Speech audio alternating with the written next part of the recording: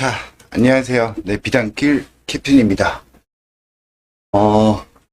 전 세계가, 지금 새로운 시대를 맞이할 준비를 하는 이 시점에 치열하게 이권 다툼에 따라 전 세계가 요동을 치고 있는데, 아직도 지금 이 세상에 무슨 일이 일어나고 있는지조차 모르는 분들이 주변에도 너무 많아. 그래서 이야기를 한번 해보려고 방송을 켰습니다. 저기 장중에 우리 실전 강의를 들으시는 분들은 아주 오래전부터 계속해서 우리 강의 시간에도 계속 국제정세 속의 관계를 계속해서 들으셨기 때문에 많은 이해와 상황들이 머릿속에서 그려져 있으리라고 생각되지만 방송을 듣지 않고 같이 공부를 하지 않았던 일반 국민들 같은 경우에는 이런 이야기를 제가 꺼내고 이 얘기를 들으면 그냥 소설 속에서 나 나올 만한 이야기로 들릴 가능성이 상당히 크죠. 자, 음모론에서 주로 많은 사람들이 이야기를 했었어요. 근데 그게 이제는 대부분이 노출이 돼서 많은 사람들이 아는 진실이 되어버린 세계 질서, 국제 질서. 바로 로스차일드 가문이 돈으로 세상을 지배하는 세상. 그들이 만든 시스템 안에서 세상 모든 사람들이 수많은 일을 겪으면서 살아왔고 또 살아가는 세상이라는 건 이제 공공연한 사실이라는 거는 다 아실 거예요. 그죠? 그런데 그런 그들이 만들어 놓은 시스템의 세상에 도전장을 내민 세력이 있다. 그죠? 그리고 그들에 의해 이 견고한 시스템이 붕괴되고 새로운 시스템이 작동하는 세상으로 바뀐다가 아니라 바뀔 수도 있는 바로 이 시점에 정말 치열하게 지금 보이지 않는 곳, 보이는 곳인데 이 싸움이 그 싸움인지 그 싸움이 이 싸움인지 알 수 없는 거지. 일반 사람들은 이 시점에 우리는 알아도 개입할 수 없는 그들만의 싸움이고 그들만의 리그이지만 어떻게 쟤들이 싸우는데 어떻게 편이 나눠져 있고 그죠? 무엇 때문에 쟤들이 싸우고 있고 그 싸움의 결과와 과정에 따라서 세상이 어떻게 변해갈 것인지 이걸 알아야 준비하고 또 투자하는 우리 입장에서는 투자의 바른 방향을 잡을 수가 있겠죠. 그렇게 생각이 되어서 한번 이야기를 시작해 보려고 합니다. 자, 원래 로스차일드 가문의 본가는 독일이죠, 독일. 그런데 프랑크푸르트 로스차일드는 오래전에 힘을 잃고 사라졌고 그 이후에 우리가 지금 현재 알고 있는 세상을 지배하고 있는 이 로스차일드는 바로 영국의 로스차일드, 그죠? 영국을 중심으로 한 로스차일드가 세상을 지배해 왔는데 그동안 그들이 만든 시스템 안에서. 근데 제이콥 로스차일드가 몇 해 전에 죽었죠. 죽고 그 아들이 이제 그걸 물려받았는데 그 아들은 나이도 어리고 또 능력도 부족해. 그래서 그 권력이 최근에 프랑스로 넘어갔습니다. 프랑스로 넘어갔는데 알렉산드르 드 로스차일드 이 사람이 그 권력을 이어받았어. 그 가문 내에서. 근데 알렉산드르 로스차일드의 아버지죠. 아빠가 누구냐면은 지금 프랑스 대통령의 마크롱 대통령이지. 마크롱 대통령이 로스차일드 은행의 은행원으로 다닐 때 그때 은행장이었던 사람이 지금 로스차일드 가문의 수장이 된 알렉산드르 로스차일드의 아버지다. 그죠? 그러니까 마크롱 대통령도 지금 끄뻑끄뻑 해야겠지. 그죠? 로스차일드 가문에 대한 이야기를 쭉 진행하다 보면 나중에 또 따로 그죠? 자세하게. 지금 로스차일드 가문 안에도 문제가 생겼어요. 문제가 생겼어. 이게 7대째 지금 그 가문이 쭉 내려오다 보니까 여러 갈래로 반개도 생기고 또는 어떻게 돼요? 가지가 많이 쳐졌겠지. 우리도 그렇잖아요. 삼촌 또는 사촌까지는 안다고 치더라도 5촌, 6촌 이렇게 내려가면 내려갈수록 어때요? 서로 왕래도 없고 그지? 알지도 못하고. 그건 쟤들도 마찬가지지. 그죠? 그러다 보니까 자기들 안에서도 싸움이 일어나고, 관계도 또 소원해지고, 뭐 이런 일도 생길 수밖에 없게 되겠죠. 로스차일드 가문에 대한 이야기는 자세하게 따로 이야기를 진행해 가면서, 독립된, 영상으로 따로 다루기로 하고, 그럼 지금 그들만의 리그가 진행 중이고, 싸움이 진행 중이에요. 지금의 상황을 제가 왜 제2의 독립전쟁이라고 하는지 그 이유에 대해서 한번 이야기를 해 보려고 합니다. 그리고 전쟁을 한다면 이렇게 나눠서 싸우고 있다 그랬잖아. 싸우고 있는데 대상이 있겠죠. 이쪽에는 누구누구가 이쪽 편이고, 또 누구누구가 저쪽 편이고, 이런 피아 식별을 당연히 해야겠죠. 그거 몰라, 지금. 근데 이 피아 식별을 기존에 우리가 이념적으로 또는 냉전 시대의 그 논리로 공산주의, 뭐, 자유진영, 뭐, 이렇게, 이런 식으로 나눠갖고는 안 돼요. 정치적으로 뭐, 여야, 좌우, 뭐, 이런 식으로 나눠서는 절대 안 된다, 지금은. 그래서 너무 얽히고 설키게 많아서 이놈의 피아 식별이 되게 어려웠었는데, 최근에, 이제 이 전쟁에 어떻게 보면은 종착일 수도 있고, 시작일 수도 있는 미국의 대선. 요번 미국의 대선은 그냥 일반적인 과거의 미국의 대선과는 다르다. 이거는 제2의 독립전쟁의, 종결일 수도 있고 서막일 수도 있는 그런 아주 중요한, 미국의 대선일 가능성이 상당히 높다. 그죠? 자, 그래서 피아 식별이 상당히 중요하다. 그러면 지금부터 이 피아 식별을 한번 해보는데, 제2의 독립전쟁이라고 했잖아요. 그러면은 이거를 왜 제2의 독립전쟁이라고 하냐? 그러면 독립전쟁부터 봐야 되겠죠? 또는 독립전쟁 이후의 그 배경, 그죠? 그거부터 어떠한 배경이 있었는지를 우리가 정확하게 알아야, 이 피아 식별이 가능하겠죠.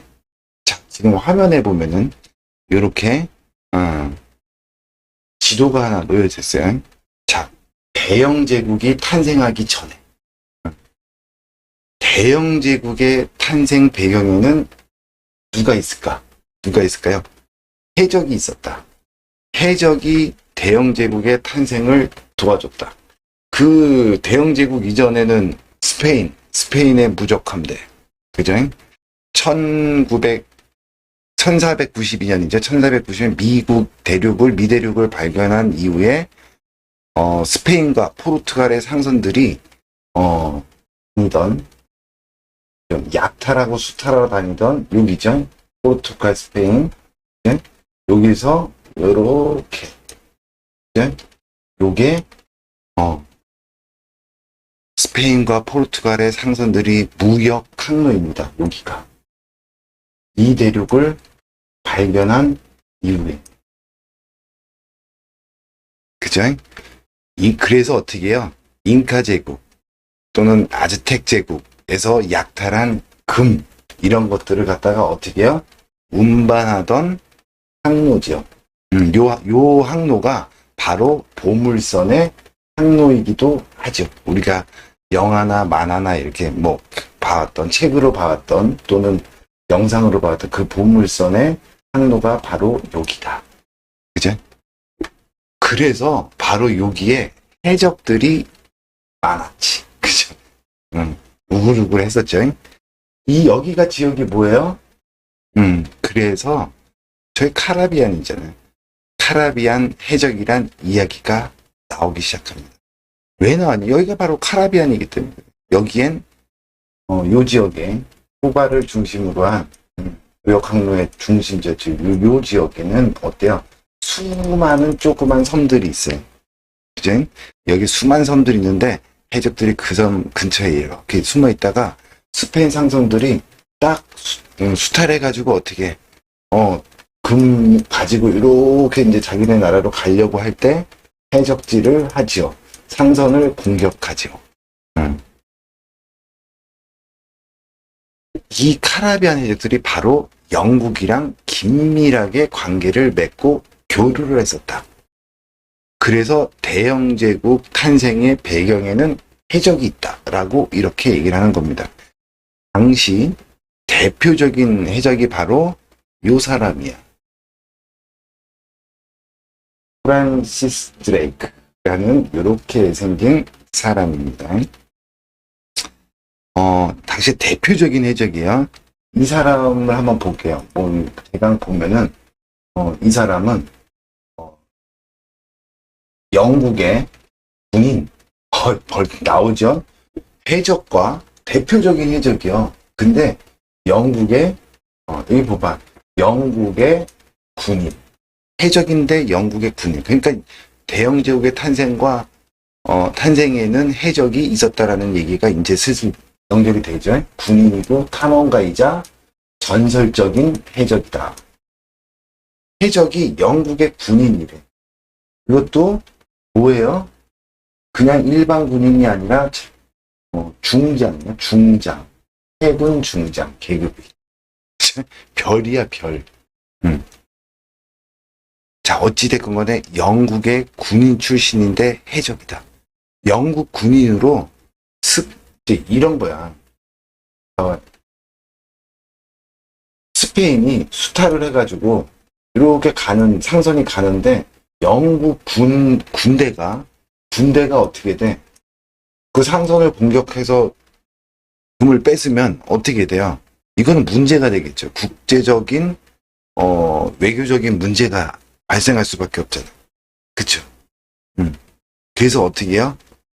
해적이다라고 숨기고 군인들이 해적이라고 숨기고 약탈을 하게 됩니다.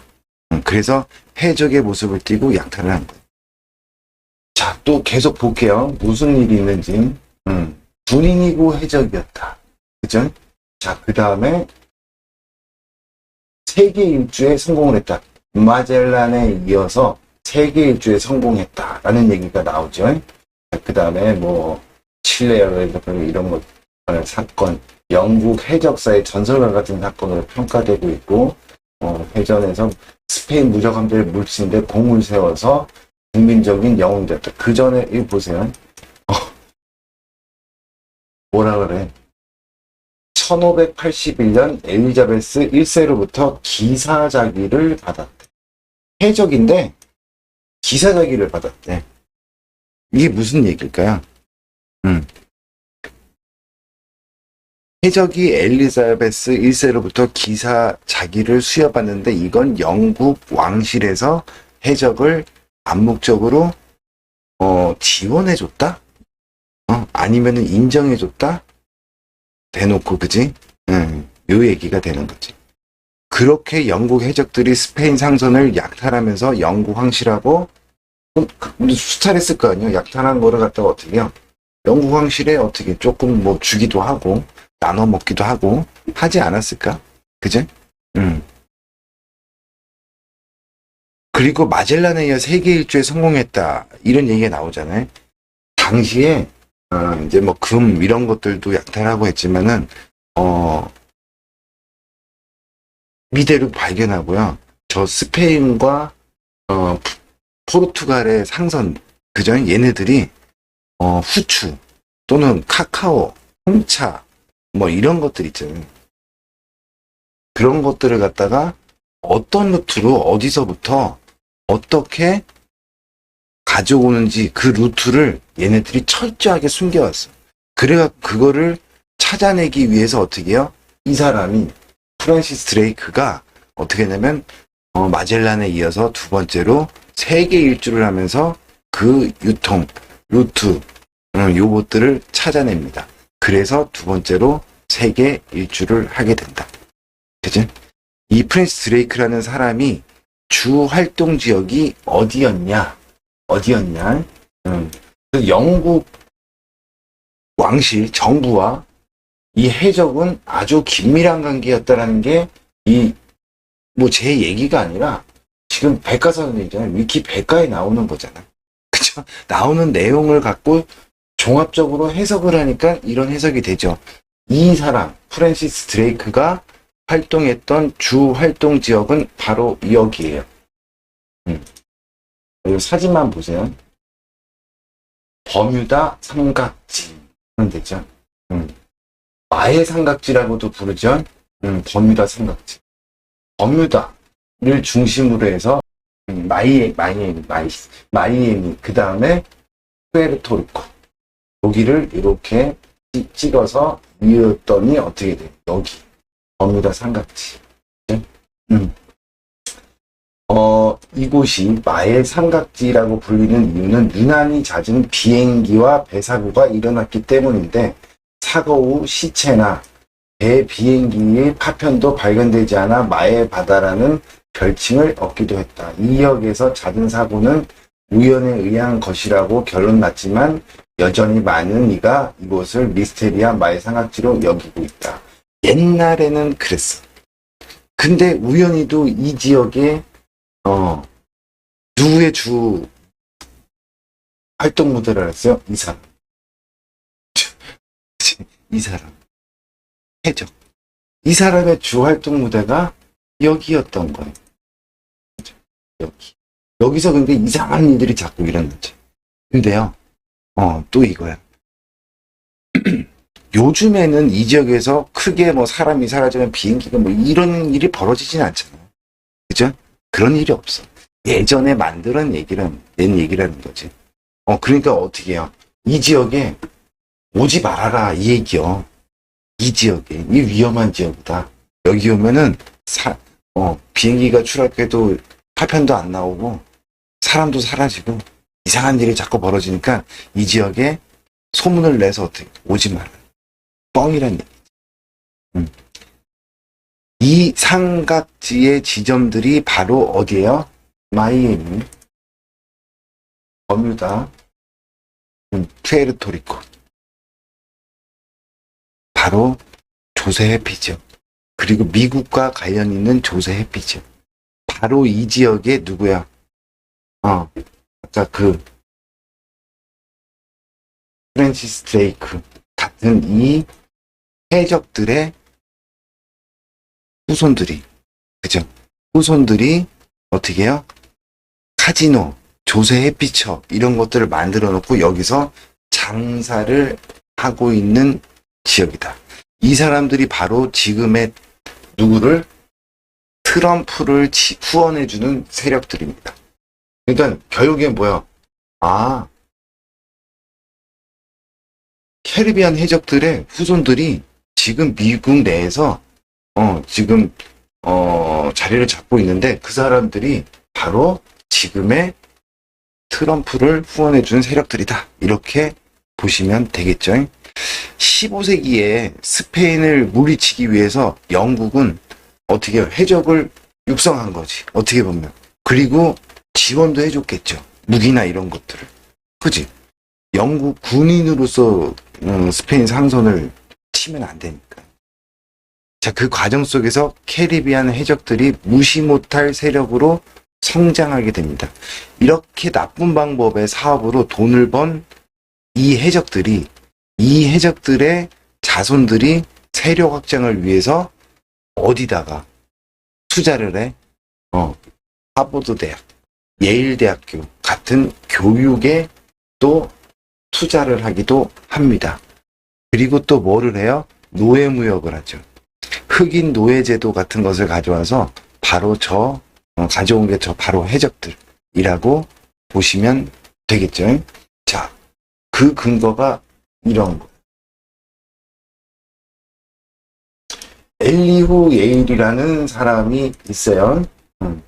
이거 이름부터 예일이죠. 미국의 예일 대학교를 설립한 사람.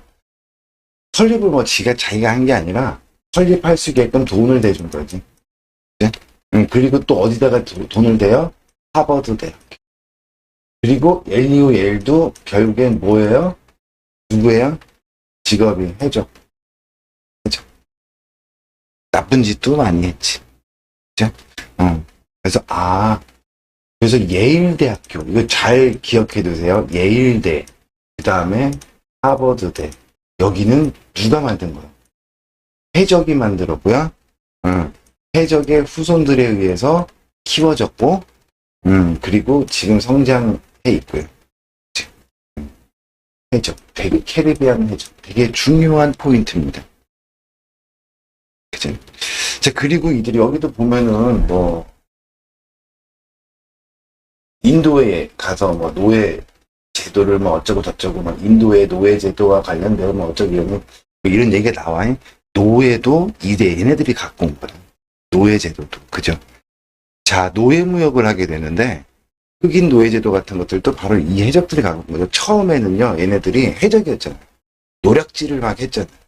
그렇게 해서 시작했는데 아까 스페인 상선, 그죠? 또는 무적함대, 스페인의 무적함대, 정규군, 막 이런 군대하고 막 싸우다 보니까 어때요? 죽어. 그죠? 그리고, 해적 단원들도 사라지고, 그리고 어떻게 돼? 풍랑이 막 온다거나, 아니면은 사고가 난다거나, 이러면은 수탈한 노략질을 하는 것도 한 번에 다 잃어버리기도 하고. 그래서 어떻게 보물선, 그죠? 물에 가라앉은 보물선 얘기도 나오고 하는 게 지금 그런 얘기다. 보물선도 맞아. 자, 그러다 보니까 어떻게 돼? 아, 이거는 타산이 좀 안 나오지. 거기다가 또 뭐예요? 이때쯤 되니까 스페인이 저 남미로부터 이제 금을 뺏어 가잖아요? 근데 그것도 이제 많이 뺏어가다 보니까 점점 양이 줄어들어. 그걸 또 어떻게, 얘들은 또 뺐잖아. 그러니까 점점 돈벌이가 시원찮아졌겠죠. 그죠? 타산이 안 나온다. 그래서 어떻게 해요? 유럽에다가 판매할 수 있는 희귀 작물, 그죠? 후추라던가 카카오라던가 이런 것들을 직접 재배를 해서 비싼 가격에 유럽에다가 팔아먹는 사업을 시작합니다. 합법적인 길을 가게 돼요. 이 해적들도 그동안 수탈에서 벌어둔 돈으로 직접 사업을 하기 시작했다. 그죠? 농사를 지으려면 어떻게 해야 돼요? 사람이 필요하죠. 그래서 어떻게 돼? 흑인 노예를 쓰기 시작합니다. 인건비를 주고 뭘 주고 하면은 또 가격이 막 올라가잖아요. 그게 어떻게 해? 아예 노예를 갖다가 사용을 해서 농사를 짓게. 그래서 흑인 노예 제도가 시작하게 돼. 그래서 이쪽 카리비안 해적들이 어때요? 성향들이 상당히 백인 우월주의 성향을 강하게 가지고 있다. 바로 한번 요거 볼게요.